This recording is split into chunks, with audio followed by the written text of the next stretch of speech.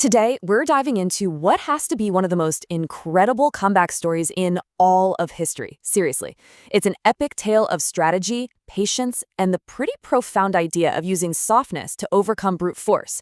And it comes straight out of ancient Chinese military classics. But let's start with a question. Think about it. When you're facing an enemy that seems unbeatable, what do? You're outmatched, you're outgunned, you're totally overwhelmed. Do you just charge ahead knowing you're going to lose? Or is there another way? A smarter way? Well, the legendary strategist Sun Tzu had some pretty counterintuitive advice on this more than 2,000 years ago. He said, when they are strong, avoid them. Don't just meet strength with more strength. No, you avoid, you adapt, you use your opponent's own power against them. And nobody in history embodied this idea better than King Goujian of Yue. Now, our story doesn't begin with a glorious victory. Quite the opposite. It starts with a crushing, absolutely soul-destroying defeat. So let's meet King Goujian, a ruler whose kingdom was right on the brink of being completely wiped out. So the rivalry between these two states, Wu and Yue, it was already soaked in blood. The king of Wu gets killed in battle, and his son, Fuchai, swears revenge. Sure enough, 2 years later, he invades. Now, against the advice of his wisest minister, Goujian makes a rash decision, a preemptive strike. And it was an absolute disaster. At the Battle of Fujiao, Goujian's army was just shattered. He was left with only 5,000 soldiers, completely surrounded and trapped on a mountain. His kingdom, his army, his own life, it looked like it was all over. He was stuck with this impossible choice. He could fight to the last man, a noble but totally pointless end, or he could do the unthinkable, surrender. He could swallow his pride, endure unimaginable humiliation, and maybe, just maybe, live to fight another day. He chose to survive. And this, right here, is where the real story begins. See, survival wasn't the end goal. It was just the first step in one of the most patient, most methodical revenge plans ever dreamed up. A plan that would take 2 decades to unfold.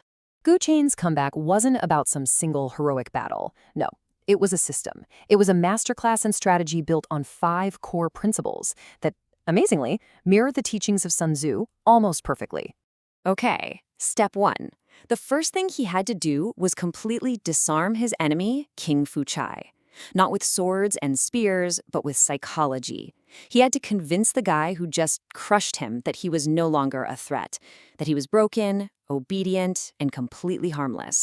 And the level of humiliation he went to was profound. He didn't just send a letter saying sorry. No, he and his queen traveled to the enemy capital and personally served King Fuchai as his slaves, tending his horses, cleaning his stables, doing the lowest possible tasks to prove their loyalty.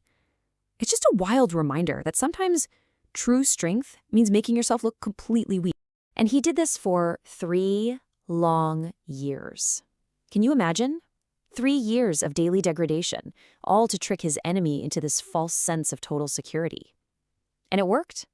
Fuchai eventually bought it, thought Goujian was a beaten man, and against the warnings of his own advisors, he let him go home to Yue.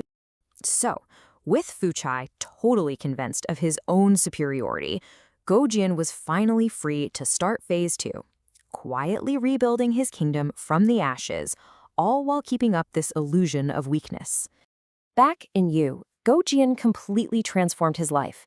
He was out there working in the fields with the peasants, he put in policies to fix the economy, grow the population, and, this is the most important part, he secretly built and trained a whole new army, hiding his growing power from the world.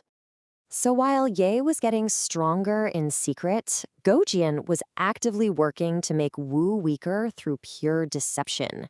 He knew that the best way to destroy a powerful enemy is to get them to destroy themselves, by tempting them with things they already want. He sent a never-ending stream of fancy gifts to show how loyal he was. He sent the best timber to encourage Fuchai to waste his country's money on huge palaces. He sent beautiful women, including the legendary Shi, to distract him.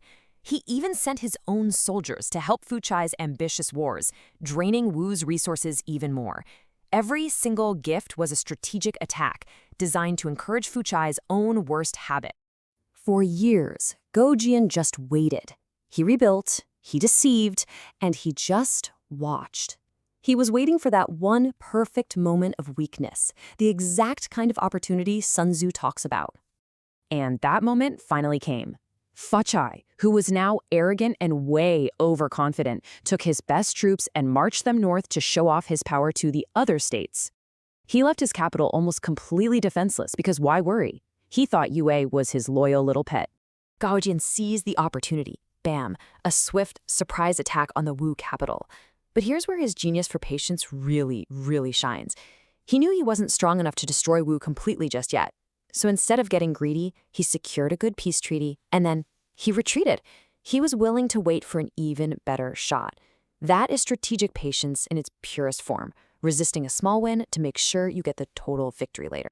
The final step was to wait for Wu to basically collapse from the inside. All those years of deception had wrecked its economy, distracted its king, and worn out its military. All Goujian had to do was wait for the chaos to hit a boiling point. And sure enough, that chaos arrived. All those years of extravagant spending and constant war finally caught up to them. The once mighty state of Wu started to crumble, setting the stage for Goujian's final devastating move. In 478 BCE, Wu gets hit by a massive famine. The kingdom is in total disarray. This was the moment. Goujian launched a full-scale invasion. He used clever night tactics to trick Fuchai's army, split them up, and then crushed them.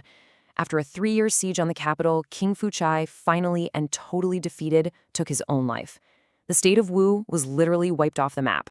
From his humiliating defeat on that mountain to his final victory, it took nearly 20 years. 20 years. That is just an almost unbelievable testament to long-term strategic thinking and patience. So what are the timeless lessons we can pull from this epic story?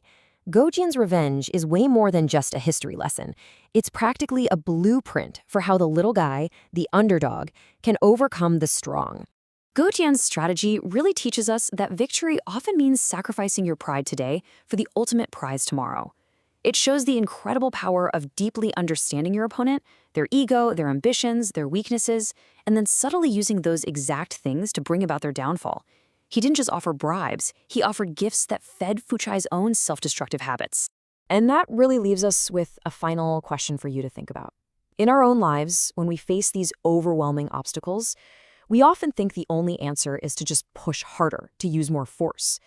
But Goujian's story is this amazing reminder that sometimes the most powerful strategy is to be patient, to be clever, and to figure out how you can use softness to overcome hardness.